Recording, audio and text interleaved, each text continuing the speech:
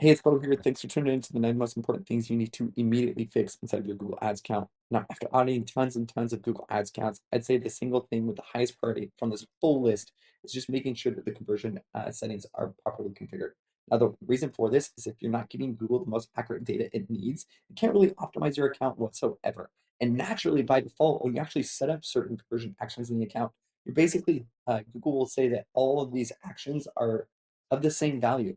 Now we know that a phone call for a plumber has so much higher value than a page view. We know a purchase for an e-commerce business has so much higher value than a form submission on a site. So with that said, we just got to make sure that the conversion settings are properly configured. So for an example, right now I pulled up a client that is trying to grow his YouTube channel. You can see here YouTube channel subscriptions is listed as a primary conversion action, and everything else here that's non-YouTube related is listed as a secondary action here. Now, your account might be different. You might be trying to generate phone calls. If you're trying to generate phone calls, you might have calls from ads listed as a primary conversion action. All these other things are listed as secondary. If you're an e-commerce business, you want to make sure that purchases are your primary conversion action. Everything else is configured as secondary. And just remember that when you actually go in and create these things inside of your ad account, naturally by default, Google will actually list everything as primary in some cases. So just be aware of that. Now, the next thing, account configuration and settings. In order to get here, you would log into your Google Ads account, click on admin down here, click on account settings. You'd see something that looks similar to this. I'm going to start down here at customer match, and naturally by default, Google will probably have this checkbox selected and this one not selected. I'd recommend turning on conversion tags. Essentially, what you're doing is you're giving Google the ability to create specific audiences around your conversion events. So, for an example, let's pretend you're an e-commerce business. Maybe one conversion event is add to cart, and then another one might be purchases. Essentially, when you turn this on, what you'll be able to do is create specific campaigns that target people who added to cart and then exclude people who actually purchased. Super valuable there. That's just a use case for an e-commerce business, but if you're any other type of business, I highly recommend having this selected and turned on and then save that there. Next thing, lead form ad terms, I always have those selected. Auto applied recommendations, guys. This one is so freaking, it just annoys me so much. A couple of years ago when this came out, I had a ton of Google Ads reps calling me, being like, "Hey, you need to turn on auto applied recommendations." So what I did is I went through every account, turned these things on, and performance almost over the next couple of days just totally tanked. Just ruined so many accounts. I thought I was actually going to just go out of business. So it was the most frustrating thing ever. And again, that was years ago. Still today, auto applied recommendations are not where they need to be to actually manage things inside of your account. And if you actually have them selected and turned on, Google has the autonomy to do whatever they want to your account. They can add in certain keywords if you're not spending a certain amount. They can change different bid strategies. They can do essentially anything they possibly want in your account. So don't even fall for the mistake of turning on just a couple of these, allowing Google to do these things. They are not there. Do not do that. That has ruined so many accounts. That might be one of the most important things you'll get from this part of the video here. IP exclusions, don't really use that. Negative keywords. Now, this is just personal preference here. Some people add in their negative keywords here. Where I like to add them is go tools and settings and then click on exclusion list and I add all my negative keywords there. I'll actually go into depth more of that later in the video. Now, if you are a business who's driving phone calls inside of your account, I highly recommend turning this on so you can actually go through and listen to all the call recordings. Now, if you are dealing with sensitive information, I don't have that turned on. I would, of course, turn that off and save it. But if you do have it turned on, you can go back into your call details and actually look at every single call that came in from Google, look at the duration of that phone call, and actually listen to that call recording. So if you want to do that, click that to on and click on save there. Next thing, tracking template, don't really use that too much. All these other settings, don't really use them, not as valuable there. Uh, but yeah, just kind of want to walk through those with you. Now, the next thing I want to do is just make sure that you're using the correct campaign type to achieve your desired outcome in the account. Now, fact of the matter is certain campaign types have a higher likelihood of achieving certain conversion goals in the account. So I just want to make sure that you're using the correct campaign type to have success.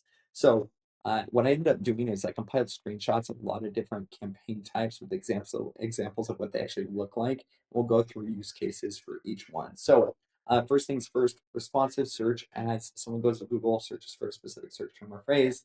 Most of the time when I'm using this, I'm only using this for our brand-based search campaign. We might only focus in on phrase and exact match. And we actually stay away from broad match unless data supports otherwise. So that's kind of when I use responsive search ads. I really do like how flexible they are different across different types of businesses. It's a very basic campaign type, but it just generally it's a good campaign to test. Um, Next thing is performance max, and across the board, I see a lot of our accounts have success with performance max. Later in this video, I'll go into depth on exclude placement exclusions, which you're actually going to need if you are running any type of performance max campaign. So stick with me to the end of this video if you are running performance max, because without it, you're just going to get bad traffic, and I don't want that for you. If you are a service-based business looking for phone calls, Performance Max is the campaign type. I tested this versus call ads numerous times, and I was very early in call ads. I ran call ads years ago, but today Performance Max actually outperforms call ads as a landslide across multiple accounts that we've tested this. So call ads in addition is actually being transitioned out. And then as of 2027, you will no longer be able to use call ads. There is one exception that people can actually use those through 2026, and it's if someone actually had a call ads campaign running 2025 and prior. So if that is you, you can actually run that through 2026, but as of 2027, you will no longer be able to do it. I don't know why you'd be even running those because Performance Max, from all the tests that we've done, has actually done better about generating phone calls. Next thing, I really don't run too much display as just a strategy. You know, a lot of people run display to remarket. I like to use our Performance Max because Performance Max will actually run search, video, display, all from one campaign, and whatever it does best, Google will allocate that ad spend towards whatever that might be. So I really don't run too many display campaigns all alone, but I've seen people do it. It's not like the main type of campaign that you should have running, but there's use cases for when that's powerful. YouTube ads are great for cold traffic. If you want to crack the code on cold traffic, I highly recommend YouTube ads. A lot of different types of YouTube ads, and if I were you, I would screenshot this because this gives you exact examples of every single one of these YouTube ads, and yeah, really powerful for cold traffic. Now, if you are running a search campaign, you can bid on different keywords at the broad phrase or exact match level. Now, me personally, with all the accounts that we manage, 99% of the time we're only bidding on phrase and exact match searches. And the reason for that is we'll go over examples here. So if I am bidding on running shoes at the broad match level, I will also show up for best running gear or running vests or running socks, all these things. And what I think that we get better returns from all the accounts and all the data that we've seen is when we are more specific to whatever that is. Again, if we are only bidding on phrase match and exact match for running shoes, we're only going to be showing up for searches that are by running shoes for men, best trail running shoes. We're going to show up, and of course, running shoes at the exact match level there. Anybody using those terms is more likely to purchase running shoes than someone who's actually searching for running gear, because people that are looking for running gear likely are just looking for running gear. It's no secret here. Next thing that I want to go into depth to on is this search intent timeline. If you can think about the purchase, just the timeline to purchase something, and maybe when you are going online and purchasing maybe just running shoes, for an example, if you really don't know what shoes you want, you're probably going to Google and searching for Nike shoes. You don't have high intent to purchase. You're just kind of getting a general understanding. Maybe 2 weeks later, you're like, actually, I like to run a lot. I play basketball, but I actually want to look for Nike running shoes. And you go to Google and you're getting a little bit closer to making that purchase. Long story short, you can kind of get the general idea here, but when someone is actually wanting to purchase, they know the specific product that they want to purchase and they know the size. So you can see here men's Nike Vaporfly 3 running shoes. That has a people using that are probably going to purchase more than someone just searching Nike shoes. So think about the timelines, but for the specific keywords that you're bidding on as well. I think that will help you out. So just like regular keywords, there's also negative keywords that you can apply to your account. And basically, when someone searches a specific query, you will not show up for that search term or phrase. Now, the way to do this is you go into your tools and settings, exclusion lists, click on this plus sign here and add in your negative keyword list. Now, when I first did this, I was a little bit confused because when you're adding a negative keyword to your list, you can either add it at the exact match level, phrase match level, or broad match level. So you're thinking, well, which one do I actually use? More times than not, what I like to do is just add in the negative broad match term. So if I don't want to show up for running shoes, let's say I'm only selling running vests, I will type in probably shoes in our account here, just shoes as a negative keyword. And I'd leave that without any quotes or brackets around it. Again, I want to show up for running vests, so I might leave running in there. But if I have anything around shoes, I would just add in shoes as a negative keyword inside of the account. And the way to do that, I'll just quickly walk one through here. Just I could write negatives, and then you would just write in shoes like this. And then if shoes was used in any phrase at all whatsoever, it would not trigger your ads to be shown. Please, if you are running a performance max campaign, please, please, please make sure that you add in a placement exclusion list. Now, if you don't, naturally by default, Google will spend your money in low quality traffic placements. So this means your ad might show up in the App Store, your ad might show up on gaming sites, maybe even instead of gaming to actually get coins and stuff like that on the App Store. You might also show up on someone's blog that they're just generating a ton of bot traffic to generate clicks to your site. There's all these super low quality traffic placements, and I just don't want you to spend your money on those. Majority of the time, you want to make sure that your traffic is going to all Google owned and operated placements. So let's dive in. When you log into your Google Ads account, you're going to click on tools here and then click on content suitability. Now, what you can do here is select the inventory type. I always have standard inventory selected. Naturally, by default, none of this will be selected. I always like to select standard inventory and save that. And then what you want to go down here is to this excluded placements. And I find it funny how it's kind of hard to find inside of your Google Ads account. So the way that I like to do this is go into app categories here. And what you're going to want to do is select every single one of these. And then when there's an arrow, make sure you select down on it. Long story short, I believe there's going to be 141 excluded placements in here. And then what you're going to want to also do is type in Google AdSense underscore without youtube.com, and you're going to paste that in there and save it. And long story short, you should have 142 excluded placements.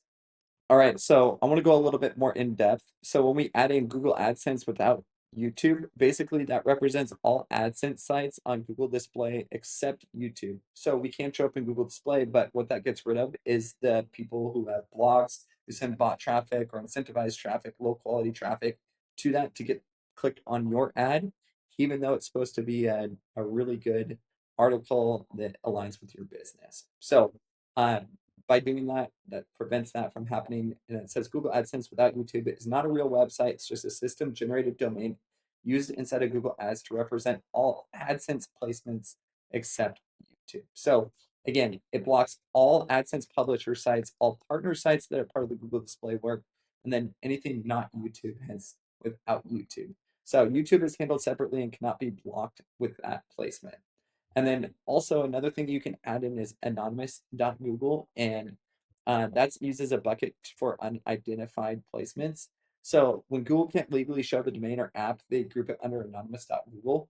But yeah, that's not a good thing as well because that like yeah, a lot of like bot farms and all this stuff, like they're going to be under anonymous.google.com, and they might say it's a GDR compliant thing why we can't actually show you our URL, and it's going to be like a masked URL. So long story short, stay away from those by just adding in anonymous.google and then Google AdSense without YouTube, and then all those app categories. And then altogether, I think you should have 141 or 142, something like that, depending if you ended up adding in this anonymous.google as well. So if you do have a Google My Business profile, you're going to want to make sure that it is actually connected to your Google Ads account and then added as a location asset at the account level or at the campaign level. Now, I'll walk through this with you, but I just wanted to reassure you that if you don't connect to your Google My Business profile and your main goal is to generate phone calls, you're not going to have as much success as an account that's actually connected to a Google My Business profile in that specific area. I've tested accounts that didn't have their business profile connected and then have their business profile connected, and just performance spiked automatically. So if you are someone who is actually trying to generate more phone calls in your account, this is a huge step in making that come true. So, in order to get here, log into your Google Ads account, click on Tools and Settings, Data Manager, and you're going to see Google My Business Profile, manage and link it. Now, if you do manage over multiple Google Business profiles, make sure that you're only connecting the specific profile that pertains to that specific ad account. Next thing that you're going to want to do is to go to campaigns, and then you can click on assets down here, and then you can select location here, and you just got to make sure that that Google My Business profile is linked to your ad account and then enabled as a location asset. And again, I can't tell you how big of a performance this lift is, especially for someone trying to generate phone calls. And the last thing in here, if you go to Tools and Settings, Location Manager here, it will show all the business locations actually linked to your ad account. So again, this is just a third area that you can actually look at this data. But those main two areas that you first looked at are, basically everything that you need.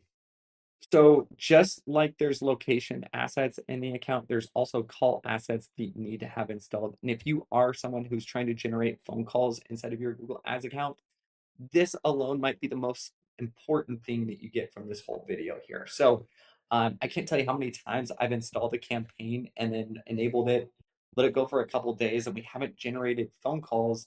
And what I do is I come back here and I'm like, oh my gosh, we don't have a call asset enabled at the account level. Oh goodness, we need to make sure to add that in there. So in order to do this, all you got to do is go over to campaigns, click on assets here, and then click on call. And if there's nothing in green here, that means you don't have anything enabled. What you can either add that is you can add that at the account or campaign level, and that's going to help you generate more phone calls. Again, can't tell you how important this is if you are a business looking to generate more phone calls through Google Ads. Now, the last thing that I'll leave you with is you need to make sure that you have some type of performance report to look at on a daily, weekly, or monthly, or even yearly basis. One thing that I like to use is a thing called Looker Studio, and it connects to your Google Ads account as a source, and then you can pull all those metrics inside of your Google Ads account, and you can look at them on a daily, weekly, or monthly basis, like I just mentioned here.